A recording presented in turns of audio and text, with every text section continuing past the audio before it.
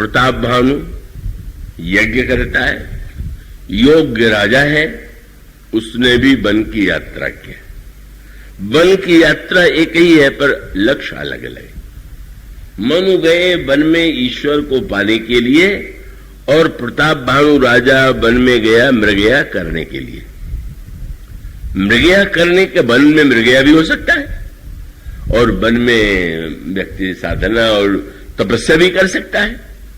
और उसके बाद एक बड़े महत्व का सूत्र है कि वन में एक को बहुत से संत मिल गए, वो थे महाराज मनु, और प्रताप भानु को एक महासंत मिल गया। उसका अर्थ ये हुआ, महाशब्द जो है वो निंदा के अर्थ में भी प्रयुक्त करते हैं ना। महाशब्द हमेशा प्रशंसा में ही नहीं होता है, क्यों? और उसका अर्थ यही कि अगर हमारा लक्ष्य उद्देश्य ईश्वर को पाना है तो हमें वास्तविक संत मिलेगा, पर अगर हमारा उद्देश्य ईश्वर को पाना है ही नहीं, तो जब हमारा लक्ष्य ही सही नहीं है, और हमारा लक्ष्य वह है जो प्रताप भानु का था। प्रताप भानु युवा थे जब मुनि जी से भेंट हुई।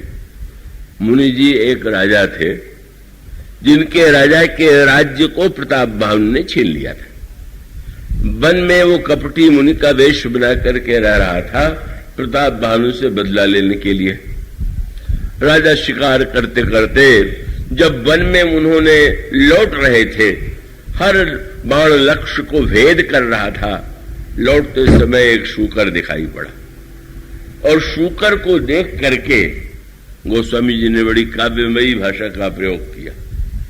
शूकर काला था और उसके दांत जो थे वो बड़े उजले सफेद थे।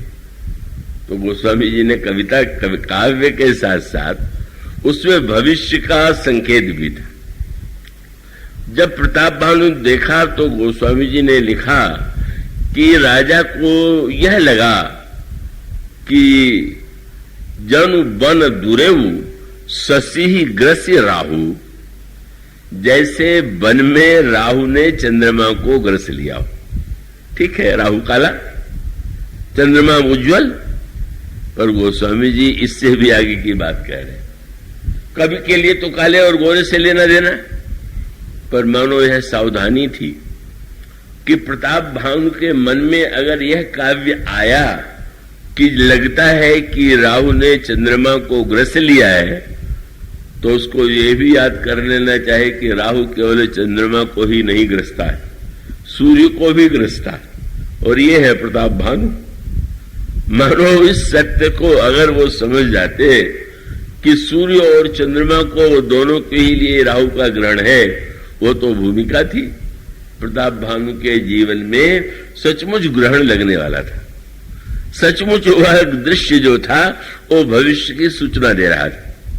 पर प्रताप भानु को लगा कि ऐसा विलक्षण शूकर तो पहले देखा ही नहीं था, जरा इस पर बाण चला करके इसको मार ले। बाण चलाया, पर अनोखी बात हुई, जीवन में पहली बार राजा प्रताप भानु विफल हो गया।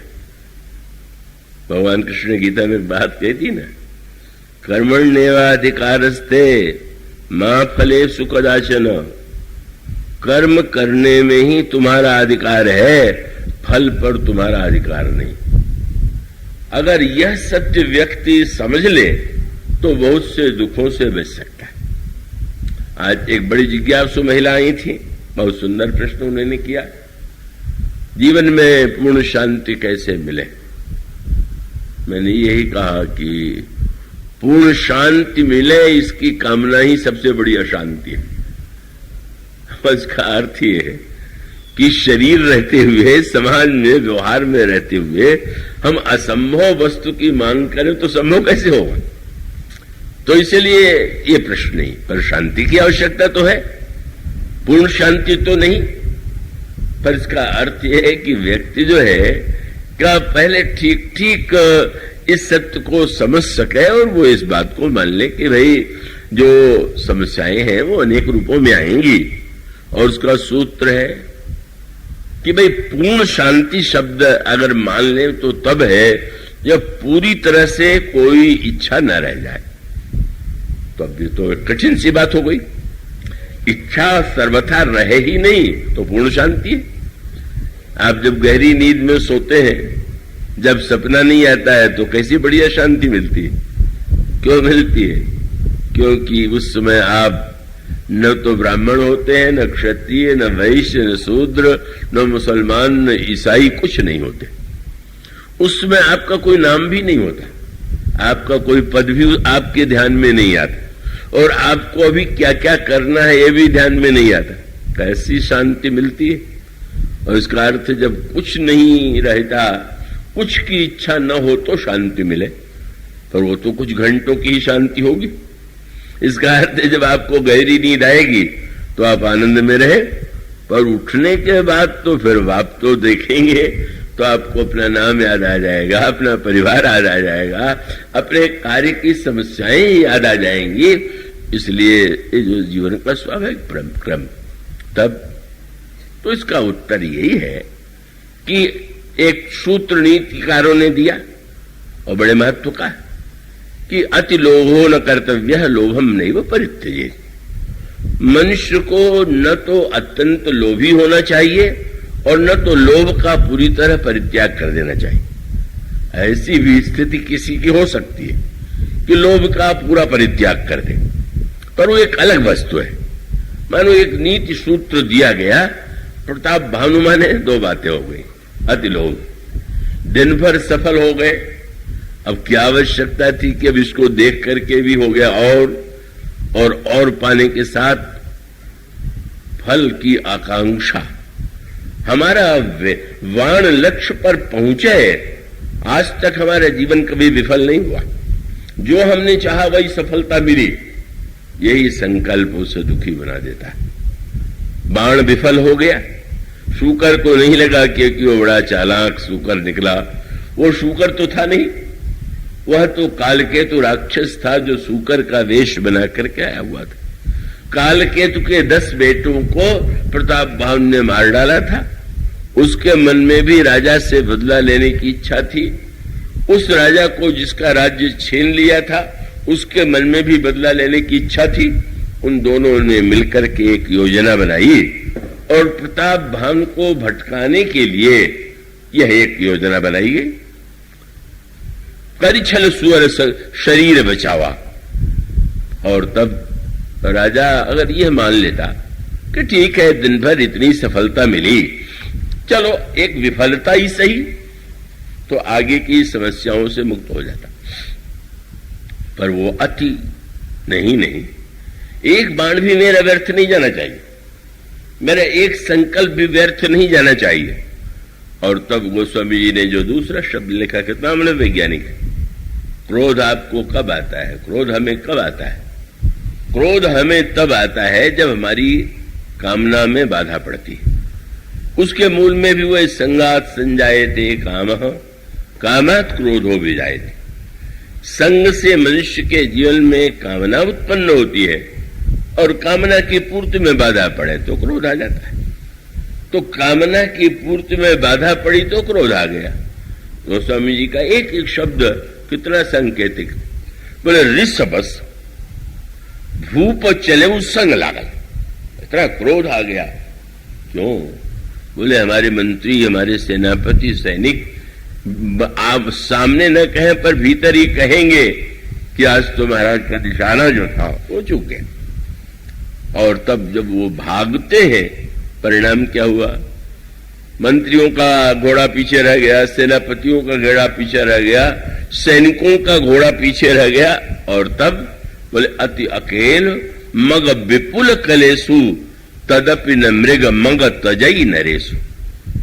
अत्यंत अकेला हो गया, वन था, बड़े क्लेश थे, पर राजा उस मार्ग को नहीं छोड़ रहा था।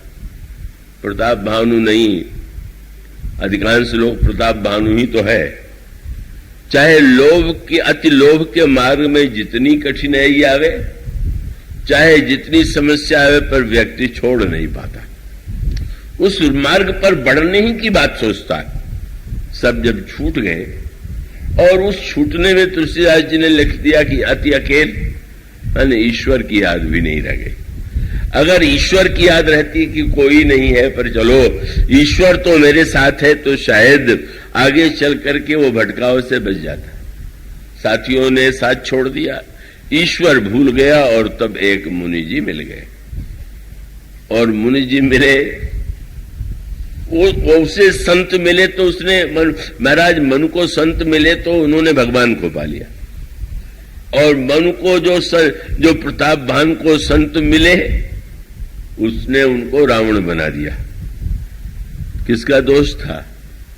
क्योंकि कपट मुनि से बातचीत में जब कपट मुनि ने प्रसन्न होकर पूछा कि आज मैं बहुत प्रसन्न हूं, तुम जो मांगना हो मांग लो, और तब उन्होंने बड़ी भूमिका से कहा कि महाराज वैसे तो आपकी कृपा से मुझे सब कुछ प्राप्त है, पर आप जैसा महापुरुष संत प्रसन्न है तो मुझे थोड़ा सा दे दीजिए। और उनकी थोड़ी की इसी मांग सुन करके वो कपट मुनि हंसा कि ये तो मुझसे भी बहुत आगे है। क्या? बोले आशीर्वाद दीजिए कि हम कभी बूढ़े न हो। मनु बूढ़े हो गए, और प्रताप भानु भविष्य में बूढ़ा मैं न हूं, पहला वरदान मांगता, मेरी मृत्यु न हो, मैं बूढ़ा न हूं, 1101 कल्प तक मैं राज्य करूं, कभी कोई मुझे न हरावे। वही प्रश्न है, जो मांग आप करेंगे अगर असंभव होगी तो आपका दुख उतना ही बढ़ जाएगा। और उसका अर्थ यह है कि जानता है राजा कि शरीर का धर्म है वृद्ध होना। राजा को ज्ञात है कि मनुष्य के आयु की सीमाएं, राजा को यह ज्ञात है कि जय के साथ पराजय भी कभी कभी जीवन में हुआ करती है। इसलिए आप देखेंगे भगवान कृष्ण ने अर्जुन से ये नहीं कह दिया कि तुम चिंता क्यों करते हो, मैं तुम्हारा सारथी हूं तो तुम जीतोगे, नहीं कह सकते थे। अर्जुन तुम निश्चिंत हो जाओ, कैसे बोलने वाले साक्षात भगवान हैं, लड़ो। क्यों? पहली बात उल्टी कह दिया। एक तो कह सकते थे चिंता मत करो मैं तुम्हें जिता दूंगा, पर कहते क्या है दोनों तरह से अच्छा है। क्या बोले? मारे जाओगे तो स्वर्ग मिलेगा। सबसे पहले मारे जाने के नाम लिया। हतो वा प्राप्त से स्वर्गम जित्वा वा भोक्ष से महिम। अगर मारे जाओगे तो स्वर्ग जाओगे, और जीवित रहोगे तो राज्य का भोग करोगे। भगवान क्रमशः आगे उसको ऊपर उठाते हैं। तो इसका अर्थ है कि भगवान जब ये कहते हैं, आगे चल करके अर्जुन को बुझाते हुए कहते हैं, तुम याद रखना समत्व में स्थित हो जाना ही सबसे बड़े जीवन का महान लक्ष्य है। और तब वहां पर शब्द उन्होंने दिया, लाभा लाभो जया जय। लाभ और हानि में, जय और पराजय में जब तुम सम हो जाओगे, कितना सर्वशक्तिवान भगवान ये नहीं आश्वासन देता है कि तुम जीतोगे हारोगे नहीं। ये नहीं कहते कि तुम्हें क्यों लाभ होगा, तुम्हें क्यों हानि, तुम्हें कभी घाटा होगा ही नहीं, कभी हानि नहीं होगी। इसलिए अर्जुन ने जब भगवान के द्वारिकापुरी से वहां के द्वारिका को भगवान ने आदेश दिया था, वो जब आपने अपनी लीला को समेटा तो आदेश दिया था कि अर्जुन को जाकर सूचना देना कि द्वारिकापुरी समुद्र में डूब जाने वाली है, और यहाँ के जो रानियां हैं और जो संपत्ति है और जो एक युवराज के रूप में एक बालक बचा हुआ है उसको लेके चले जाएंगे। और अर्जुन जब लेकर के चले तो जंगल में जंगली लोगों ने घेर लिया और घेर करके कहा कि जो कुछ तुम्हारे साथ है सब छोड़ के जाओ। अर्जुन ने कहा तुम जानते हो कि मैं कौन हूं?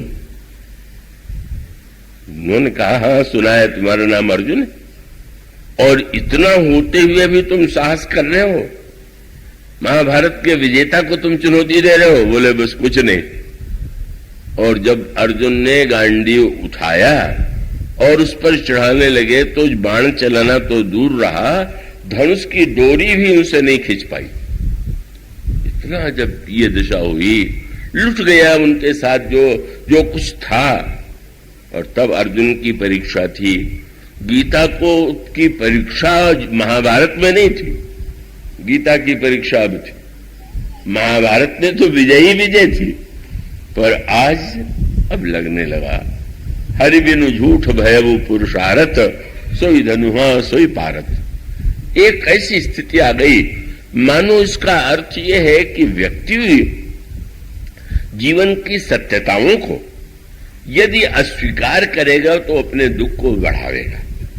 इसलिए प्रताप भानु के दुख का, अनर्थ का सबसे बड़ा कारण यह था कि उसने असंभव वस्तुओं की चाह की और ये मान लिया कि इनके द्वारा ये हमारी इच्छा पूरी हो जाएगी।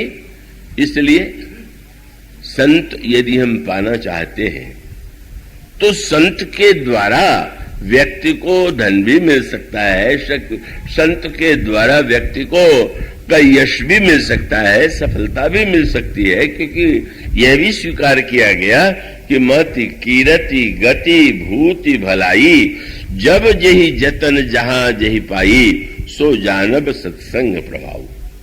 तो संतों के द्वारा यह मिलने का अर्थ ये नहीं है कि वो चरम लक्ष्य है। अंतिम लक्ष्य तो यही है कि बालक को अगर मां मिठाई देती है तो इस आकांक्षा से कि बालक का मन पढ़ाई में लगे। इसी प्रकार से अगर संत के द्वारा कोई कामना पूर्ण होती है तो इसलिए होती है कि व्यक्ति के जीवन में भगवान के प्रति विश्वास बढ़े, भगवान के प्रति आस्था बढ़े।